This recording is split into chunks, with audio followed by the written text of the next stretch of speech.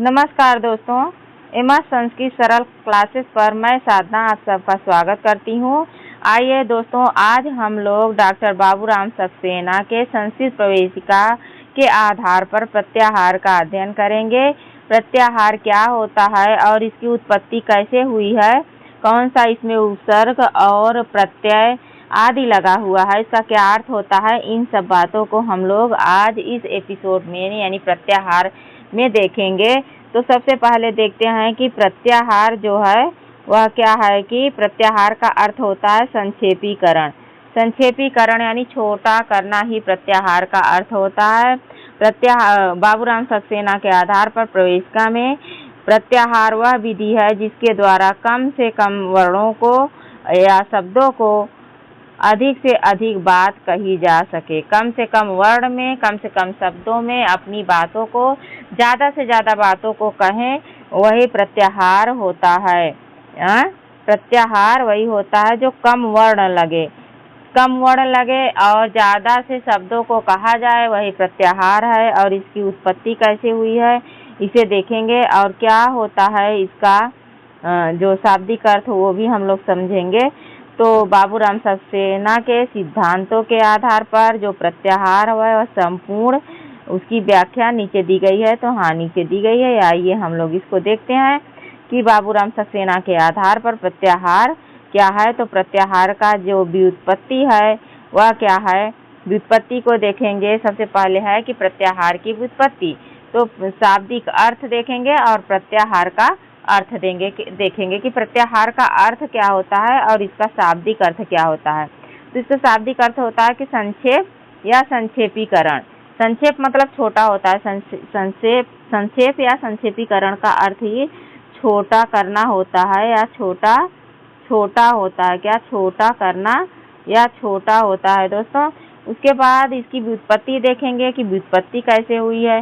प्रत्याहार की व्युत्पत्ति यानी व्युत्पत्ति, प्रत्याहार शब्द की रचना, दो उपसर्ग कितने हैं, दो हैं। दो उपसर्ग हैं यहाँ पे, एक धातु है और एक प्रत्यय के योग से हुई है। क्या, प्रत्याहार की उत्पत्ति। प्रत्याहार की उत्पत्ति या प्रत्याहार की रचना में क्या क्या सामग्रियों का प्रयोग किया गया है। तो इसमें दो उपसर्ग हैं। कौन कौन से उपसर्ग हैं, तो ये उपसर्ग है प्रति और आंग। आंग का आ शेष बचता है, क्या इसका लोप हो जाता है और यही शेष बचता है। तो उपसर्ग में आ गया आंग और प्रति और आंग। ठीक, प्रति और आंग। तो यहाँ सबसे पहले हम लोग देख लेते हैं कि प्रति का अर्थ क्या होता है। तो प्रति का अर्थ जो होता है वह होता है विपरीत। क्या होता है, प्रति का अर्थ होता है विपरीत। विपरीत होता है। और एक होता है और भी होता है, प्रति का अर्थ और भी होता है। और यहाँ पे एक होता है लौटना। क्या,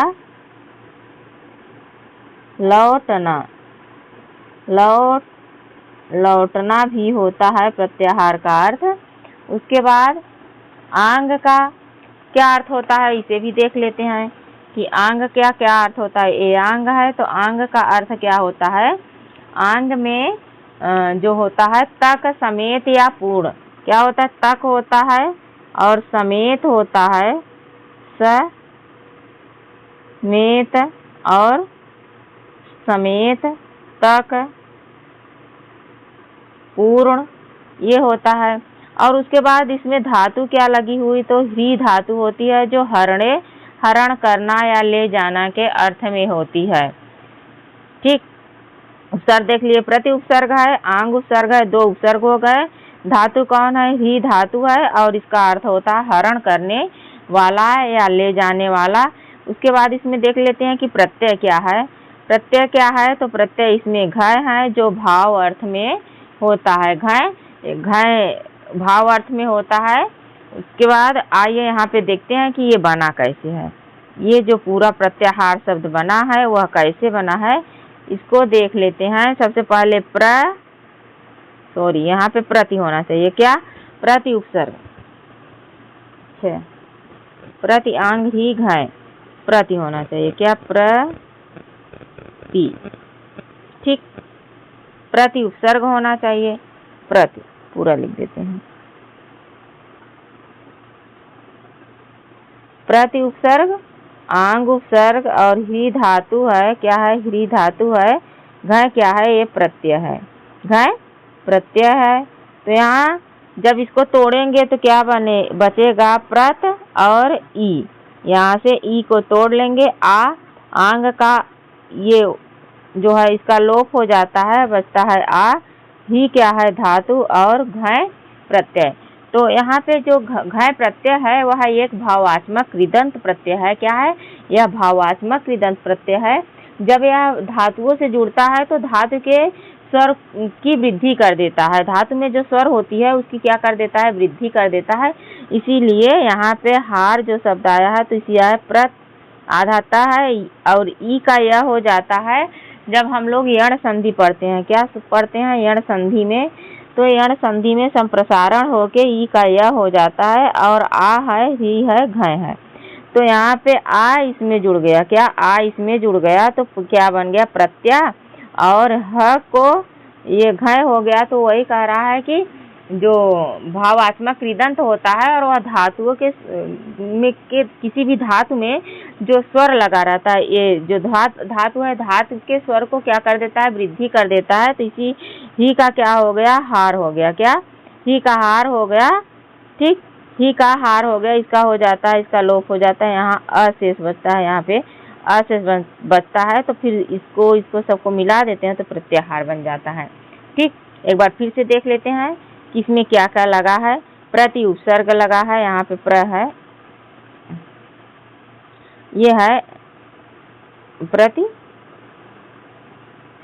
उपसर्ग है। आंग उपसर्ग है। ही धातु है। घ प्रत्यय है। प्रति को तोड़ के ऐसे बना है। उसके बाद यहाँ पे ही का हार बन जाता है वृद्धि होने के कारण। उसके बाद प्रत्याहार शब्द बनता है। ठीक है, ये प्रत्याहार शब्द हो गया। उसके बाद यहाँ देख लेते हैं कि जो सूत्र के प्रति आ ही घ से प्रत्याहार बना। इसका अर्थ होता है वर्णों को समेट कर संक्षिप्त करना, यानी छोटा करना। वर्णों को समेट कर छोटा कर देना संक्षेपीकरण कहलाता है या संक्षिप्त कहलाता है।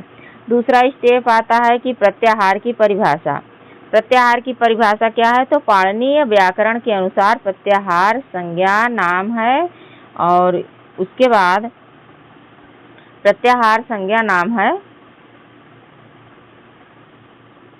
इसके विधायक जो सूत्र होते हैं, प्रत्याहार विधायक सूत्र क्या होते हैं इसे देख लें तो आदि अंतेन संहिता अष्टाध्यायी के प्रथम अध्याय के प्रथम पाद का 71वां सूत्र है। आदि अंतेन संहिता, यानी आद और अंत। पहले का आदि मतलब पहले और अंत मतलब अंत के शब्दों को पहले के और बाद के शब्दों को जो बीच का बनता है पहले के शब्दों को लेके वही क्या उसी से ही प्रत्याहार कहलाता है। तो आदि अंतेन संहिता जो है वह प्रत्याहार विधायक सूत्र होता है। और इसकी व्याख्या देख लेते हैं कि क्या है कि अंतिम इति संज्ञक वर्ण के साथ आने वाला आदि पहला वर्ण मध्य वर्ण में आने वाले सभी वर्णों और स्वयं का बोध कराता है। पहले वर्ण का स्वयं का बोध होता है और फिर बाद में आने वाले वर्ण का बोध करा के बीच मध्य के में जितने वर्ण आते हैं वो सब लिखे जाते हैं। तो यहाँ जैसे उदाहरण में अच प्रत्याहार है। क्या? अच प्रत्याहार में अ को ले लिए आदि वर्ण हो गया और च को ले लिए तो यह अंतिम इत संज्ञक वर्ण हो गया। च क्या है? इत संज्ञक वर्ण हो गया। यह अपने बीच के सभी स्वरों को लेकर प्रत्याहार बना देगा। ठीक है, अपने बीच। तो यहाँ पे च को मिला के तो अ ई उ री ली ए ओ आई औ। तो क्या हो गया? इसका न बोल के अ ई उ री ली ए ओ आई औ न बोलकर हम सीधे इसका क्या कह दिए? अच कह दिए। क्या? अच कह दिए। अच से हमारे पूरे 9 स्वरों का क्या हो गया? बोध हो गया। 9 स्वर का बोध हो गया। ठीक, उसके बाद प्रत्याहार कैसे बनाया जाता है इसके निर्माण की विधि को देख लेते हैं कि प्रत्याहार कैसे बनाया जाता है। प्रत्याहारों का निर्माण महर्षि पाणिनि ने 14 माहेश्वर सूत्र यानी शिव सूत्रों के आधार पर होता है। इसकी प्रक्रिया इस प्रकार है, किस प्रकार है इसे देख लेते हैं। यहाँ पे है कि आदि वर्ण का चयन। आदि वर्ण का चयन माहेश्वर सूत्र में से कोई भी एक प्रारंभिक या मध्य का वर्ण जो इत संज्ञक न हो वह चुना जाता है। उसके बाद इसका दूसरा स्टेप क्या होता है, पहले हम लोग इसके पहले का वर्ण चुन लेते हैं, चाहे वह स्वर हो चाहे व्यंजन हो। उसके बाद अंतिम, यहाँ पे उसके बाद आता है कि अंतिम वर्ण का चयन करते हैं। उसके आगे आने वाले सूत्रों में से किसी भी सूत्र का अंतिम हलंत इत संज्ञक वर्ण चुना जाता है। ठीक है, इत संज्ञक वर्ण चुना जाता है। तो तीसरे स्टेप में बताया है कि इत संज्ञा का लोप हो जाता है। इस संज्ञा का लोप हो जाता है प्रत्याहार बनाते समय सूत्रों के अंतिम वर्ण जैसे ड़ क ई, त अयूण का ड़, रिलीक का क और ए ओंग का ग, ये सब क्या है, हलंत वर्ण है, इत संज्ञक वर्ण है। तो हलंत्यम सूत्र से इत संज्ञा होती है और तस्य लोप से लोप हो जाता है। पहले ऊपर कहा कि इसका इत संज्ञा का लोप हो जाता है, तो इत संज्ञा का जो हलंत्यम होता है तो हलंत्यम से इसकी इत संज्ञा हो जाती। क्या होती है, इत संज्ञा होती है, और जिसकी भी इत संज्ञा होती है उसका तस्य लोप से लोप हो जाता है। ठीक, उसके बाद है कि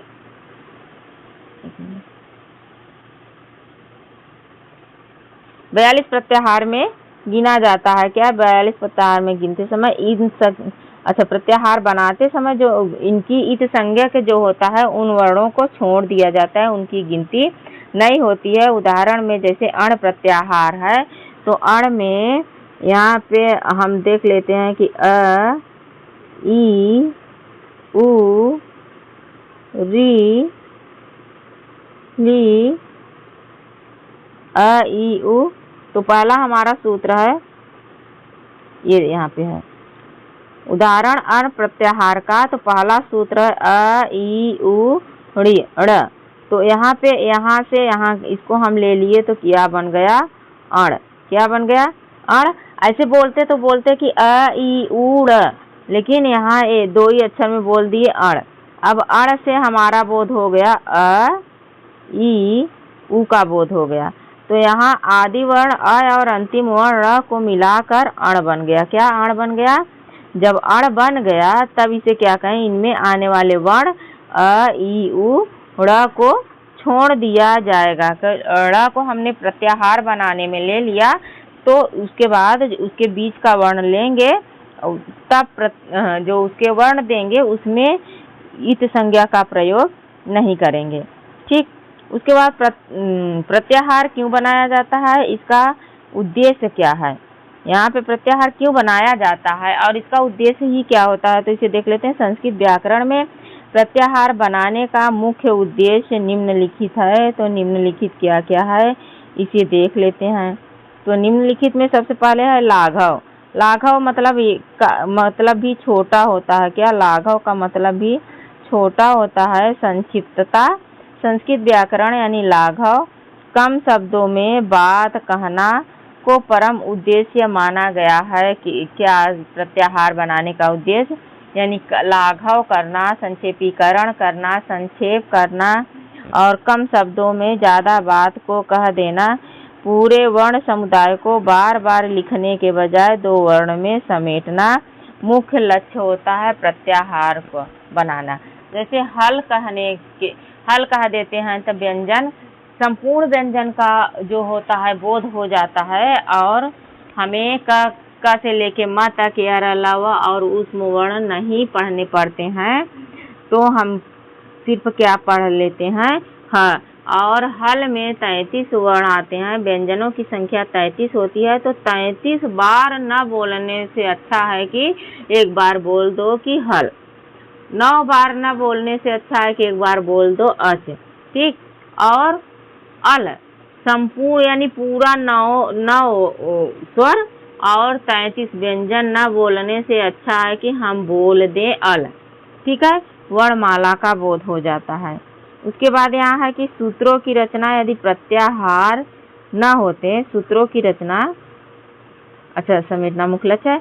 यदि प्रत्याहार न होते तो संधि या कारक के नियम बहुत लंबे हो जाते हैं। जो संधि और कारक के जो नियम दिए हैं वो बहुत लंबे हो जाते। अब वहाँ लिखते कि ये दुनियादारी अक्षर जो है उसका ये हो जाएगा, लेकिन नहीं, तो कह देते हैं कि अंतस्थ के स्थान पर यण हो जाता है, उसमें के स्थान पर सल हो जाता है, हल के स्थान पर स्वर हो जाता है, और अच के स्थान पर स्वर हो जाता है और हल के स्थान पर जो है व्यंजन हो जाता है। तो जैसे उदाहरण के लिए हम समझ लेते हैं कि यदि अ ई उ री ली के बाद अ ई उ री ली आए तो क्या कहें? अ ई उ री ली के बाद अ ई उ री ली आए तो कहने के बजाय पाणिनि ने सीधे अक कह दिया। क्या? अक कह दिया और इसका सूत्र दे दिया अकः सवर्णे दीर्घ।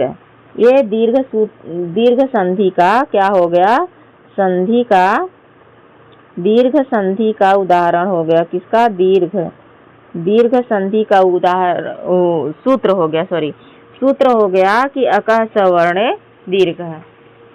अब हम कहते कि अ ई उ री ली के बाद अ ई उ री ली ही आए तो उसका क्या हो जाएगा? बड़ा हो जाएगा, दीर्घ हो जाएगा? नहीं, ये कहने के बजाय अकः सवर्णे यानी अक के स्थान पर उसका सवर्ण आए तो उसका क्या हो जाएगा? दीर्घ हो जाएगा। ठीक। उसके बाद है कि यहाँ पे कह दिया जाता है वैज्ञानिक पद्धति के आधार पर देख लेते हैं कि वैज्ञानिक पद्धति के आधार पर क्या होता है कि वर्णों को एक निश्चित क्रम में बांध कर नियमों की अत्यंत सरल और गणितीय रूप से देना ही इसका मुख्य उद्देश्य है। किसका? इसी प्रत्याहार का मुख्य उद्देश्य जो है इसको एक संक्षेपीकरण गणितीय रूप देना है और अत्यंत सरल और संक्षिप्त रूप में देना है। अब यहाँ पे होता है कि कुल कितने प्रत्याहार होते हैं, तो कुल कितने प्रत्याहार होते हैं? डॉक्टर बाबूराम सक्सेना की संस्कृत व्याकरण प्रवेशिका के अनुसार अगर हम देखते हैं तो इसके मुख्य जो होते हैं, मुख्य संख्या पाणिनि अष्टाध्यायी में मुख्य रूप से 42 प्रत्याहार द्विचतुर्विंशति प्रत्याहारों का प्रयोग सिद्ध माना गया है। क्या? बाबूराम सक्सेना के आधार पर, अष्टाध्यायी के आधार पर 42 माना गया है। उसके बाद यहाँ पे विशेष मत और हैं, तो विशेष मत और क्या है कि विशेष मत में 43 यानी कुछ विद्वान उरण रपरः सूत्र के लिए र प्रत्याहार को भी स्वीकार करते हुए जिसमें 43 प्रत्याहार का वर्णन किया है। 43 प्रत्याहार मानते हैं कि जैसे लघु सिद्धांत वगैरह में जो है ये 43 प्रत्याहार माना गया है। उसके बाद कहीं कहीं 44 प्रत्याहार भी मानते हैं। तो कात्यायन का मत है कि 44 जो है वार्तिककार कात्यायन ने क्या एक प्रत्यय और जोड़ दिया, चय प्रत्याहार को भी माना है, जिसमें कुल संख्या क्या होती? 44 तक पहुंच जाती है। तो कहीं पे 42 और 43, क्या 42, 43 और 44 भी माना गया है। बाबूराम सक्सेना में अष्टाध्यायी में 42, लघु सिद्धांत कौमुदी में 43 और जो है कात्यायन के वार्तिक में क्या है? 44। अब इसके निष्कर्ष को देख लेते हैं कि क्यों ऐसा। लेकिन हाँ, ये परीक्षा की दृष्टि से बाबूराम सक्सेना के अनुसार पाणिनि संख्या प्रमाणिक संख्या 42 ही मानी गई है, तो हम लोग इसे 42 ही मानेंगे। तो अगर पूरा प्रत्याहार बनाने लगेंगे 42 तो बहुत ज़्यादा हो जाएगा। इस की उत्पत्ति कैसे होती है, प्रत्याहार में कौन सा उपसर्ग है, कौन सी धातु है, कौन सा प्रत्यय लगा है, प्रत्याहार कैसे बनाया जाता है और प्रत्याहार का क्या उद्देश्य होता है, इन सब का अध्ययन हम लोग कल के वीडियो में किए थे। आज हम लोग उसी से रिलेटिव यानी प्रत्याहार से ही संबंधित प्रश्न के उत्तर को देखेंगे। तो सबसे पहले देखते हैं कि प्रत्याहार निर्माणस्य सूत्रम किम। प्रत्याहार निर्माण का सूत्र क्या है? वृद्ध्यादयि है या आदि अंतेन संहिता है, इको यड़च है, हलंत्यम है। क्या है प्रत्याहार निर्माण का सूत्र दोस्तों? तो यहाँ पे प्रत्याहार निर्माण का जो सूत्र है वह है आदि अंतेन संहिता। ठीक, उसके बाद यहाँ पे देख लेते हैं कि ये वृद्धिरादेश क्या है। तो ये वृद्धि संज्ञा करने वाला सूत्र है। क्या?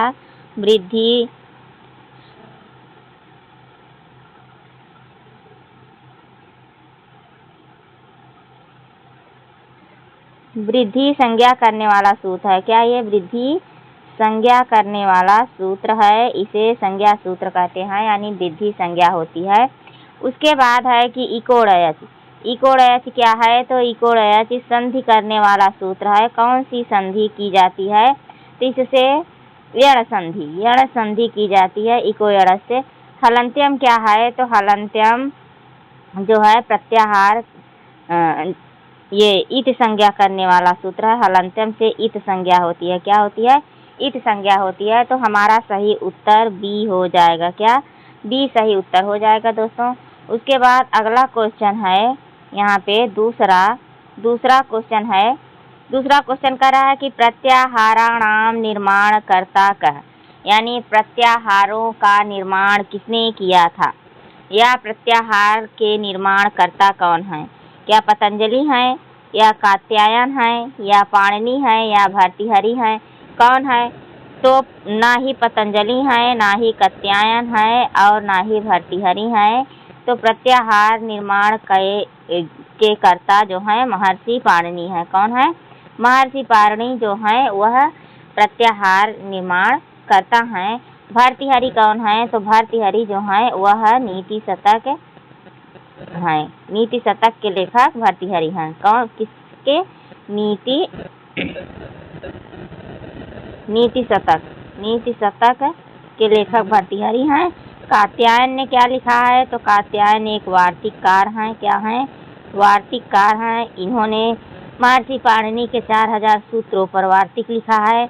और पतंजलि कौन है? तो ये भाष्यकार हैं। क्या हैं? भाष्यकार हैं। और अष्टाध्यायी पर इन्होंने महाभाष्य की रचना की है। तो इसका सही उत्तर सी हो जाएगा। क्या होगा? सी सही उत्तर हो जाएगा दोस्तों। उसके बाद अगला प्रश्न देखते हैं। तीसरा नंबर प्रश्न क्या कह रहा है? तो यह प्रश्न कह रहा है कि माहेश्वर सूत्राणि कति सन्ति, माहेश्वर सूत्र कितने होते हैं, या माहेश्वर सूत्र कितने हैं? तो माहेश्वर सूत्र क्या 12 हैं, 13 हैं, 14 हैं, या 16 हैं? तो माहेश्वर सूत्रों की जो संख्या है वह क्या है? 14 है। 14 माहेश्वर सूत्र हैं। महर्षि पाणिनि के डमरू से महर्षि पाणिनि ने शिव ने 14 बार डमरू बजाया, तो उस 14 ध्वनियों को महर्षि पाणिनि ने 14 माहेश्वर सूत्र में परिणित किया। ये सब हम लोग देख चुके हैं, पढ़ चुके हैं। बहुत ज़्यादा डिटेल में जाने की जरूरत नहीं है प्रश्नोत्तरी पे। प्रश्न को देखते हैं। अगला प्रश्न कह रहा है कि अच प्रत्याहार कस्य वाचक, यानी अच प्रत्याहार जो है उसका वाचक कस्य वाचक। अच प्रत्याहार को क्या कहते हैं? व्यंजनानाम, स्वराणाम, उपसर्गाणाम, या धातु नाम। क्या कहते हैं? तो अच प्रत्याहार के अंतर्गत स्वर आते हैं। इसका सही उत्तर हो जाएगा कि अच प्रत्याहार के अंतर्गत स्वर आते हैं। और ये अब हल कहाँ आते हैं और धातु नाम में तो है नहीं, हल कहाँ आते हैं? तो आगे आने वाले क्वेश्चन है उसमें हम लोग देख लेंगे। अब यहाँ पे क्या बताएं? तो इसका सही उत्तर हो जाएगा बी। क्या होगा? कि बी इसका सही उत्तर हो जाएगा। आगे 5वां नंबर क्वेश्चन है। 5वां क्वेश्चन कह रहा है कि हल प्रत्याहार कस्य वाचक है। वही आ गया ना, हल प्रत्याहार कस्य वाचक है, या स्वराणाम कहते, यानी हल प्रत्याहार किसे कहा जाता है? स्वरों को कहा जाता है। धातु नाम, व्यंजना नाम, प्रत्यया नाम किसको कहा जाता है? तो इसका सही उत्तर हो जाएगा कि यह व्यंजनों को हल कहते हैं, अच को स्वर कहते हैं। पूरा स्वर न कह के उसे अच कह दिया जाता है, पूरा व्यंजन न कह के उसे हल कह दिया जाता है। तो सही उत्तर इसका सी हो जाएगा। क्या हो जाएगा? सी सही उत्तर हो जाएगा। अगला क्वेश्चन यहाँ पे 6वां नंबर क्वेश्चन है।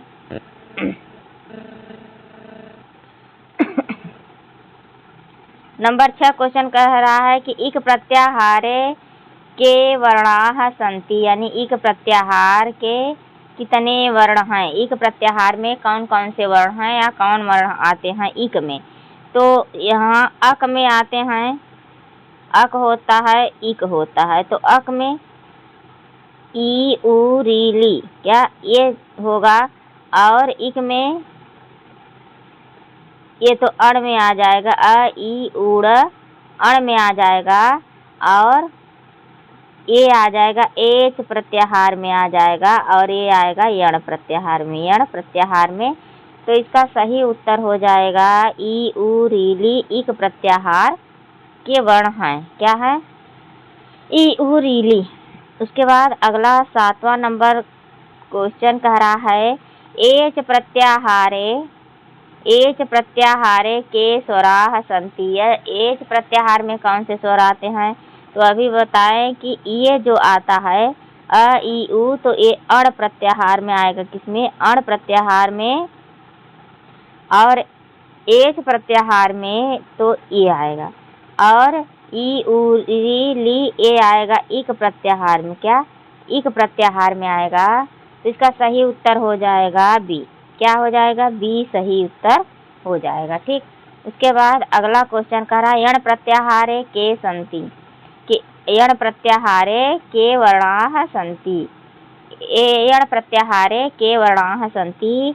क्या य व र ल होगा, या स स ह होगा, स होगा, या क ख ग घ ए ओ ऐ औ होगा। क्या होगा, तो यण प्रत्याहार में जो होता है वह क्या होता है, य व र ल। इसी को अंतस्थ भी कहते हैं। क्या कहते हैं, अंतस्थ वर्ण।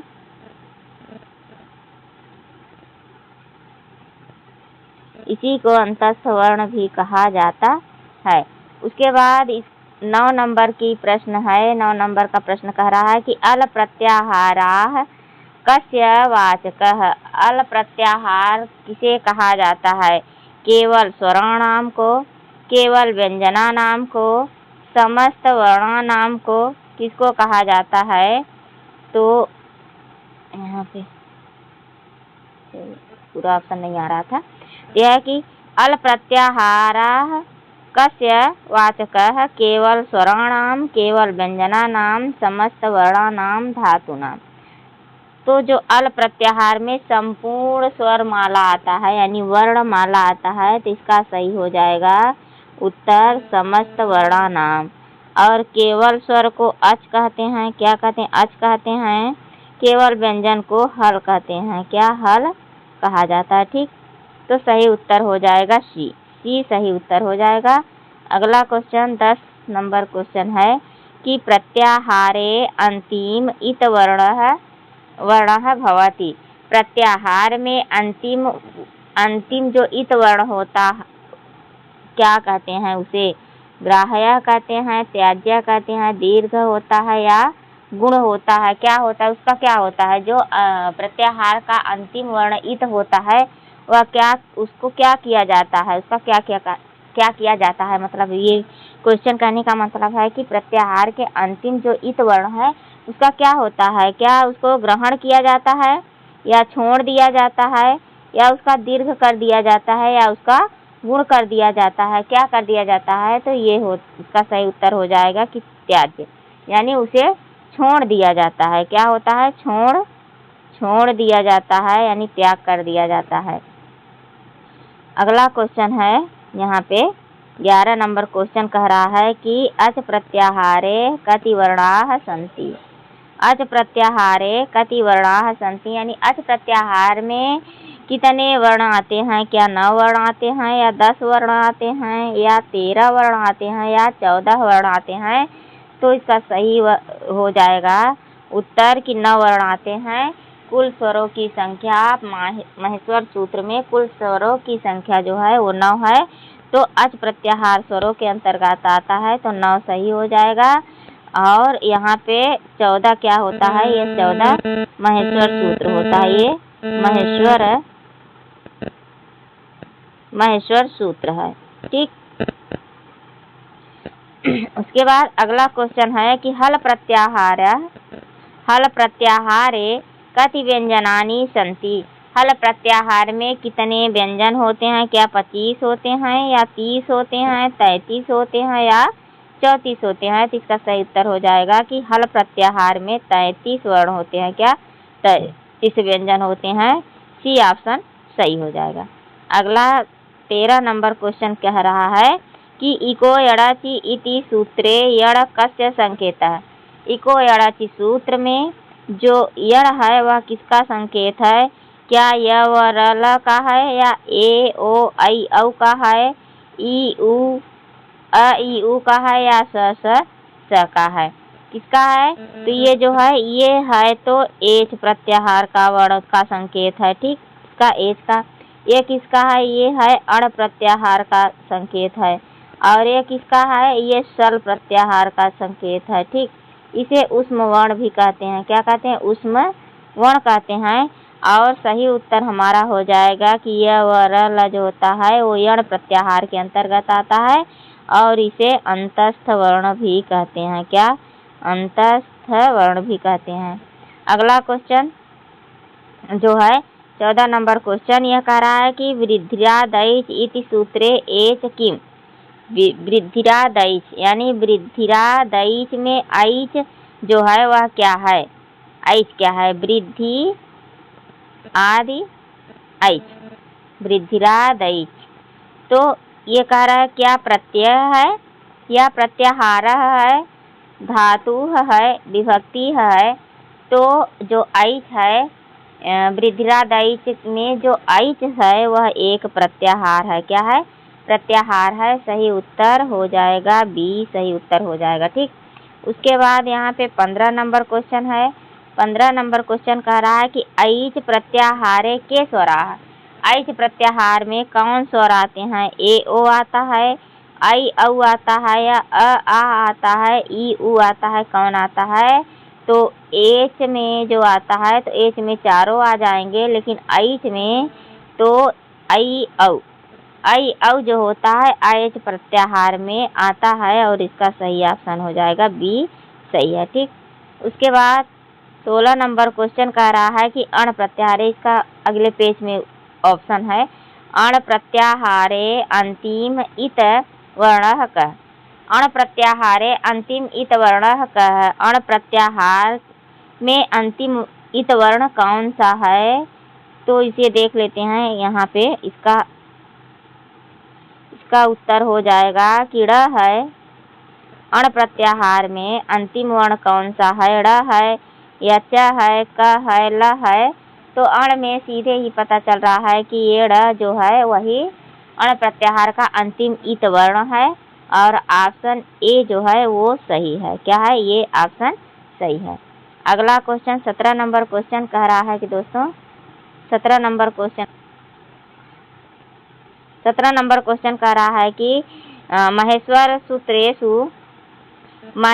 सूत्रेषु इत वर्णाः किमर्थं प्रयुज्यते। महेश्वर सूत्र में जो इत वर्ण है वह किस लिए प्रयुक्त किए जाते हैं? किस अर्थ में प्रयुक्त किए जाते हैं? उच्चारणार्थम यानी उच्चारण के लिए, प्रत्याहार निर्माणार्थम प्रत्याहार के निर्माण के लिए, संध्यार्थम संधि करने के लिए, समासार्थम समास करने के लिए। किसके लिए जो है महेश्वर सूत्र में इत वर्ण जो है वह किसके लिए प्रयुक्त किए जाते हैं या प्रयोग किए जाते हैं? प्रयुज्यन्ते, प्रयोग किया जाते हैं। क्या किया जाता है? तो सही उत्तर हो जाएगा कि इत वर्ण प्रत्याहार का निर्माण करने के लिए किया जाता है, उच्चारण, संधि और समास करने के लिए नहीं किया जाता है। ना इसका संधि होता है और ना ही इसका जो है समास होता है और ना ही उच्चारण होता है। यहाँ पे हमारा ऑप्शन बी सही हो जाएगा। उसके बाद अगला क्वेश्चन है 18 नंबर जो क्वेश्चन है वह कह रहा है हलन्त्यम इति सूत्रम कस्मिन् अध्याये सन्ति। जो हलन्त्यम सूत्र है वह किस अध्याय में है? यानी पूछ रहा है कि अष्टाध्यायी के किस अध्याय में हलन्त्यम सूत्र है? तो ये संज्ञा प्रकरण का सूत्र है, महेश्वर सूत्र में है, तो पहले ही अध्याय में होना चाहिए। तो ये पहले ही अध्याय में है, पहले अध्याय का पहला है। ठीक, तो ए ऑप्शन जो है वो हमारा सही हो जाएगा। क्या होगा? ए ऑप्शन सही हो जाएगा। 19 नंबर क्वेश्चन है। यह क्वेश्चन कह रहा है कि अल प्रत्याहारे स्वर व्यंजनयोः। अल प्रत्याहार में स्वर और व्यंजन को क्या कहते हैं? केवल स्वराः, केवल व्यंजनानि उभयमपि न किमपि। अल प्रत्याहार में स्वर व्यंजनयोः क्या होते हैं? क्या केवल स्वर ही होते हैं या केवल व्यंजन होते हैं कि दोनों होते हैं कि कोई नहीं होता? तो इसका ऑप्शन हो जाएगा कि सी, दोनों होते हैं। अल प्रत्याहार में स्वर और व्यंजन दोनों होते हैं, ठीक। और जो यहाँ पे है केवल स्वर अच में आता है, केवल व्यंजन हल में आता है। ऑप्शन नंबर सी इसका सही उत्तर हो जाएगा दोस्तों। 20 नंबर क्वेश्चन है। 20 नंबर क्वेश्चन कह रहा है कि यण प्रत्याहारे कति वर्णाः सन्ति। यण प्रत्याहार में कितने वर्ण आते हैं? तो हम लोगों ने यण प्रत्याहार को देखा था, य, व, र और ल। तो कितने वर्ण आते हैं? 4 वर्ण आते हैं यण प्रत्याहार में। तो सही ऑप्शन हमारा 4 हो जाएगा, यानी ऑप्शन नंबर सी जो है वह सही है। क्या है? ऑप्शन नंबर सी सही उत्तर हो जाएगा, ठीक। उसके बाद 21 नंबर क्वेश्चन कह रहा है ईक प्रत्याहारे कति वर्णाः। ईक प्रत्याहार में कितने वर्ण आते हैं? तो जो ईक प्रत्याहार होता है वह होता है ई, उ, री, ली, ठीक। तो कितने होते हैं? 1 2 3 4। 4 ऑप्शन जो है बी ऑप्शन ये सही है। ईक प्रत्याहार में 4 वर्ण होते हैं। बी ऑप्शन क्या है? बी ऑप्शन सही है, बी ऑप्शन सही है दोस्तों। उसके बाद यहाँ पे 22 नंबर क्वेश्चन है। 22 नंबर क्वेश्चन कह रहा है कि एच प्रत्याहारे कति स्वराः।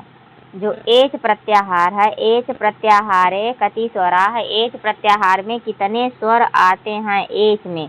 तो एच में देखते हैं, एच क्या एच प्रत्याहार में कितने स्वर आते हैं? तो ए आता है, ओ आता है, आई आता है और औ आता है। क्या? औ आता है। तो कितने वर्ण आते हैं? 4 वर्ण, 4 स्वर आते हैं एच प्रत्याहार में। तो इसका उत्तर सही हो जाएगा option number C. Option number C 22 number question का ऑप्शन सी सही है। उसके बाद 23 नंबर क्वेश्चन देख रहे हैं। 23 नंबर क्वेश्चन कह रहा है कि प्रत्याहार निर्माणे प्रथम वर्णाः भवति। प्रत्याहार के निर्माण में प्रथम वर्ण होता है। क्या होता है प्रथम वर्ण का? इत हो जाता है या वास्तविक वर्ण होता है या अनुस्वार वर्ण होता है, विसर्ग वर्ण होता है।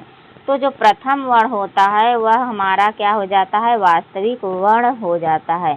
प्रथम वर्ण वास्तविक वर्ण के रूप में लिया जाता है। इत वर्ण तो लास्ट का वर्ण होता है। तो सही ऑप्शन हो जाएगा कि बी नंबर ऑप्शन सही है। क्या? बी नंबर ऑप्शन सही है। उसके बाद 24 नंबर क्वेश्चन कह रहा है कि प्रत्याहार निर्माणे अंतिम वर्णः भवति। प्रत्याहार के निर्माण में अंतिम वर्ण का होता है। क्या होता है अंतिम वर्ण का? स्वरः होता है या व्यंजनम होता है, इति अनुबंध होता है या धातु होता है? क्या होता है दोस्तों? तो प्रत्याहार निर्माणे अंतिम वर्ण होता है इति अनुबंध। क्या होता है? इति अनुबंध हो जाता है, यानी इति संज्ञा हो जाती है और उसका लोप हो, जिसकी इति संज्ञा होती है उसका लोप हो जाता है। तो सही ऑप्शन यहाँ पे हो जाएगा कि सी ऑप्शन सही हो जाएगा, ठीक। उसके बाद 25 नंबर क्वेश्चन देख लेते हैं। 25 नंबर क्या कह रहा है? 25 नंबर क्वेश्चन कह रहा है कि प्रतियोगी परीक्षासु सामान्यतया प्रत्याहाराणां संख्या कियती स्वीक्रियते। यानी प्रतियोगी परीक्षाओं में सामान्यतया प्रत्याहारों की संख्या कितनी स्वीकार की गई है? कितनी स्वीकार की गई है? क्या 41 स्वीकार की गई है, 42 या 43 या 44? तो यहाँ अगर हम लोग टीजीटी दे रहे हैं बाबूराम सक्सेना के अनुसार से तो 42 हो जाएगा। अगर हम लोग पीजीटी दे रहे हैं लघु सिद्धांत कौमुदी में 43 है। किसमें? लघु में। लघु सिद्धांत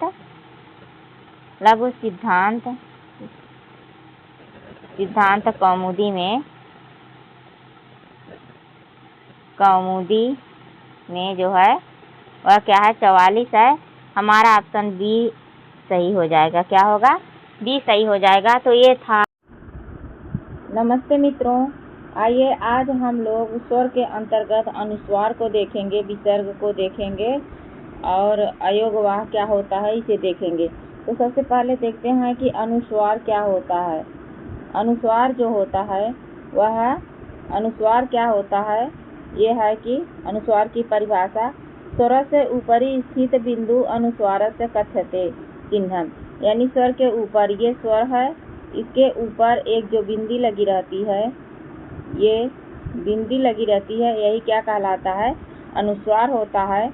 उदाहरण है संस्कृतम, गंगा, संसार।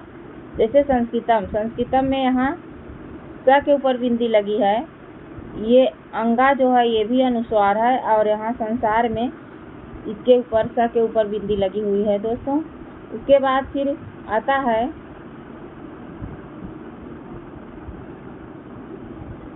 अनुस्वारस्य उच्चारणं नासिकायाः भवति, अनुस्वारस्य आयोगवाहेषु परिगण्यते। अनुस्वार का उच्चारण होता है वह नासिका से होता है, और अनुस्वार को जो है अयोगवाह में गणना की जाती है। अनुस्वार यदि पंचमाक्षर यानी जो क ख ग घ अंगा होता है उसके जो पांचवा अक्षर होता है, पंचमाक्षर वर्गीय अक्षरों के पूर्व आए तो उसका उच्चारण उस वर्ग का पंचमाक्षर से होता है। यानी जैसे क वर्ग है तो क वर्ग में पंचमाक्षर क ख ग घ अंग, तो यह मुख और नासिका दोनों से होगा। यदि अन्यत्र आए यानी क वर्गीय व्यंजनों के बाद अन्य रूप में आए तो वह केवल नासिका से होगा। जैसे यहाँ पे संसार, तो ये लिखा है यहाँ पे संस्कृतम, संसार, तो इन सब में उच्चारण इसका व्यक्ति तो अलग भाव होता है। उसके बाद हम लोग देख लेते हैं कि विसर्ग क्या होता है। विसर्ग, ये देखिए विसर्ग क्या होता है। विसर्ग की परिभाषा है स्वरस्य पश्चात प्रयुज्यमानः द्वंद्व बिंदुः स्व विसर्ग कथ्यते, यानी स्वर के पश्चात, किसी स्वर के पश्चात जो दो बिंदु लगी होती है बगल में, ये बगल में दो बिंदु, वही क्या होता है, विसर्ग कहलाता है।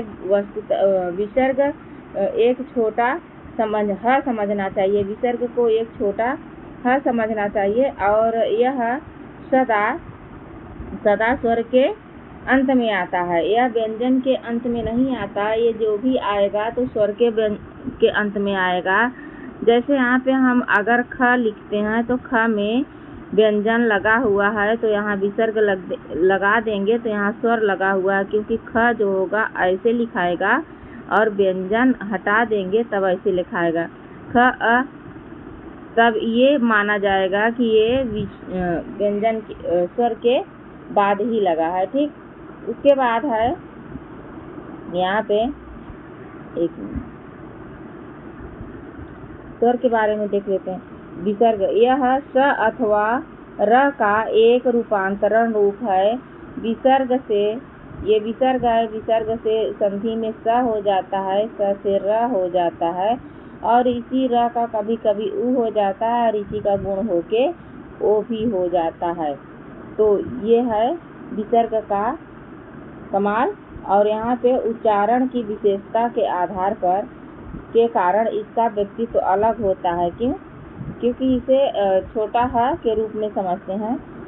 यह जिस स्वर के पश्चात जुड़ा होगा उसी के उच्चारण स्थान से स्वरित होगा।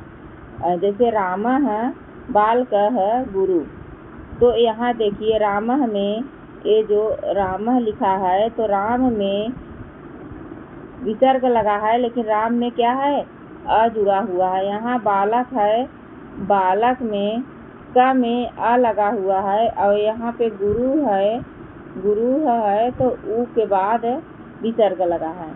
यही है कि जो कह रहे हैं कि विसर्ग जो होता है वह किसी स्वर के पश्चात ही लगता है, किसके स्वर के पश्चात ही विसर्ग लगता है।